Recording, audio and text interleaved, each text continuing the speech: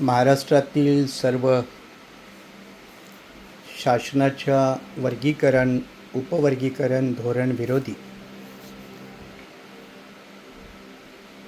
फुले शाहू आंबेडकरी जनता अनुसूचित जाती समुदायातील सर्व जाती समुदाय आदिवासी ओबीसी समाज बांधव आणि शासनाच्या या धोरणाच्या विरोधात आजपर्यंत ज्यांनी सातत्यानं काम केलं त्या सर्व पक्ष संघटना नेते पदाधिकारी कार्यकर्ते समर्थक हितचिंतक मित्रो, आज मुंबईमध्ये कालपासून सर्व पक्ष संघटना जाती समुदाय यांनी एकत्रित येऊन शासनाच्या अनुसूचित जाती उपवर्गीकरण विरोधी धोरणाच्या विरोधामध्ये एक प्रचंड अशी जनतेची वज्रमूठ दाखवावी, ताकद दाखवावी आणि सरकारला उपवर्गीकरणापासून परावृत्त करावं या सर्वांच्या विचारातून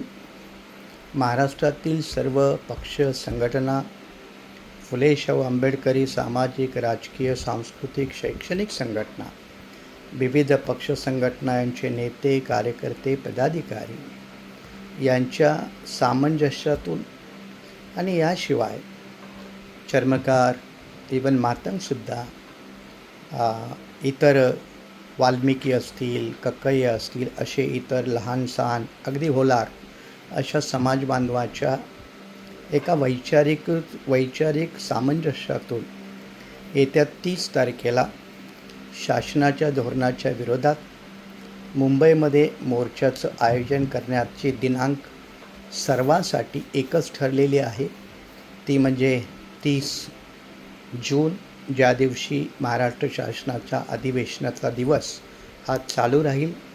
त्यामुळे महाराष्ट्र शासनाच्या या धोरणाच्या विरोधात पावसाळी अधिवेशनावर हा फुले शाहू आंबेडकरी समाज बांधवांचा उपवर्गीकरण विरोधकांचा हा प्रचंड ताकदीचा एल्गार 30 तारखेला आपण मुंबईमध्ये मोठ्या प्रमाणावरती यशस्वी करायचा आहे.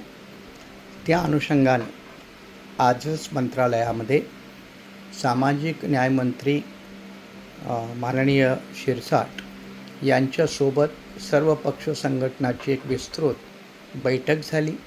त्यांना आपल्या भूमिका समजावून सांगितल्या.